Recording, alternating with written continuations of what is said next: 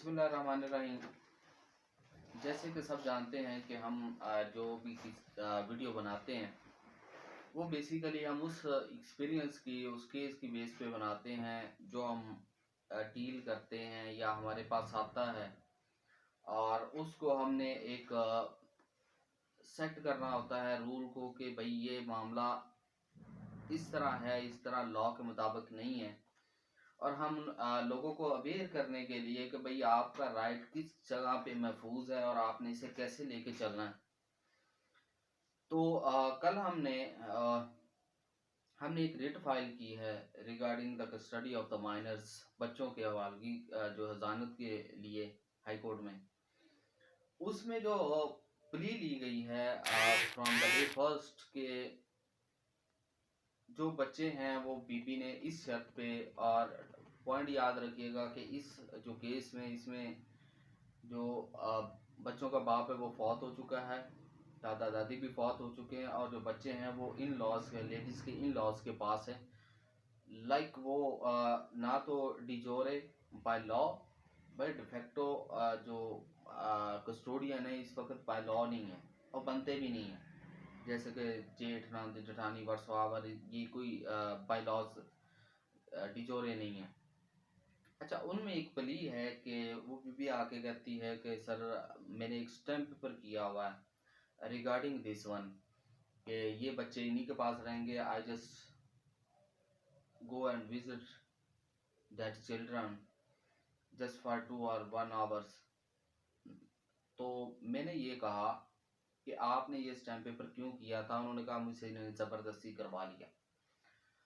तो मैं यहाँ एक चीज़ क्लैरिफाई बेसिकली जो करना चाहता हूँ वो ये कि जब आपके पास 2 से 3 मैटर्स ऐसे हैं जिसमें आपका ना एफिडेविट, ना फैमिली सेटलमेंट, ना पंचायत का फैसला, ना कुछ स्टैम्प पेपर, किसी की कोई वक़्त नहीं है, कोई वैल्यू नहीं है।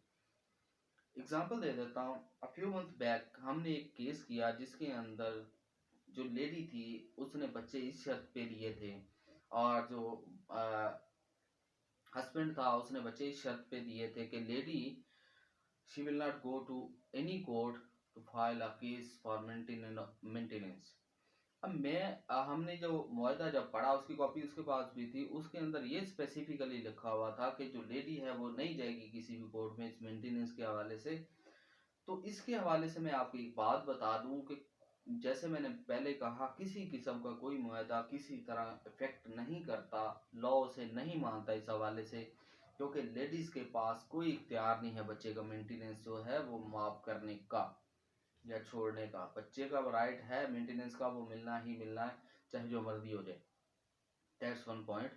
और जो जिसके हवाले से मैं अभी बात कर रहा हूँ कस्टडी ऑफ द माइनर्स, तो इसके हवाले से भी एक स्टैम्प पेपर की वैल्यू यही है कि बच्चों की जो कस्टडी है वो डिटर्मन करेगी द कोर्ट ऑफ गार्डियन या फिर हाई कोर्ट या session court in the rate petition. लेकिन उसमें एक चीज़ याद रखिएगा कि जो गार्डियन ऑन वार्ड एक्ट है हमारा, उसके सेक्शन जो 17 है उसके last 4 word the welfare of the minor जब भी कहीं भी आएगी वो वहाँ पे वो वर्ड देखा जाएगा। वेलफेयर ऑफ द माइनर के जो पैरामीटर्स हैं वो वेरी कर सकते हैं, वो पेट नहीं हो सकते। उसके लिए एजुकेशन मेरिट वो करती है, मैटर करती है। उसके लिए उसकी हेल्थ, फिजिकल मेंटल हेल्थ उसकी या अपब्रिंगिंग और उसका सराउंडिंग, उसका सारी जो माहौल है वो सारा इफेक्ट करता है। उसी की बेस पे आके the welfare of the minor जो फ्रेज है इसको डिटर्मन किया जाता है। मेरा यहाँ सिर्फ एक ही कंसर्न है जो मैं बात करना चाह रहा हूँ। Let the court be decide that welfare of the minor. Apart from that I want to discuss about the contract और एफिडेविट्स एंड पंचायत के फैसले जो जिस तरह के हैं उनके हवाले से मैं बात करना चाह रहा हूँ कि इन ये जो इस तरह के जो कॉन्ट्रैक्ट होते हैं बच्चों के हवाले से, उसके मेंटेनेंस के हवाले से, उसकी कस्टडी के हवाले से, वो उनकी किसी लॉ में कोई वैल्यू नहीं है। कीप इन योर माइंड के ये याद रखें कि मैं उन कॉन्ट्रैक्ट की बात नहीं कर रहा जो किसी फाइनेंशियल मैटर में या किसी और मैटर्स में दिए गए हों, क्रिमिनल में, ये वो सारे सिर्फ और सिर्फ बच्चों के हवाले से जो भी कॉन्ट्रैक्ट, जो मुआहदे और कॉन्ट्रैक्ट और स्टैम्प पेपर में उनकी बात कर रहा हूँ। कॉन्ट्रैक्ट इस तरह के कॉन्ट्रैक्ट बच्चों की जिसमें मेंटेनेंस को वेव किया गया हो, गिव अप किया गया हो और उसकी कस्टडी का को डिसाइड किया गया हो, उनकी कोई जो कोर्ट्स की नज़र में कोई वैल्यू नहीं है। और यहाँ तो हमारे केस में जो है वो तो सिचुएशन ही कुछ ऐसी है कि इन लॉज के पास है, बाप के पास होता है, that's it's considered to be the legal and proper custody of the minors. ये तो टोटली लीगल्स में आते हैं। तो हम एक ये तो लॉ है जो विल डिसाइड द कोर्ट कि अब आगे जो बाकी कॉन्ट्रैक्ट्स हैं वो उनकी लीगल सेंसिटी वहीं की वहीं है। कॉन्ट्रैक्ट एक्ट पड़ा हुआ है, क्रिमिनल में हो जाए, बाकी सिविल लॉज में भी हो जाए, लेकिन बच्चों के हवाले से ये है। तो ये चंद गुजारिशात थी और जो एक्सपीरियंस था हमारा, जो हमने पढ़ा और जो हमने इसके हवाले से देखा, उसको शेयर करना ज़रूरी समझा ताकि हर एक को पता हो कि उसका राइट क्या है, उसके बच्चों का राइट्स क्या है। क्योंकि ये एक कह लें कि एक डिग्मा बना हुआ है यहाँ पे सोसाइटी के अंदर के जब बच्चों को पैदा कर लेते हैं और उसके बाद आपस में जो इनकी क्लैशेस आते हैं उसकी वजह से बच्चे सफ़र करते हैं मेंटेनेंस के हवाले से, चाहे या गार्डियन कोर्ट्स में उनकी कस्टडी के हवाले से।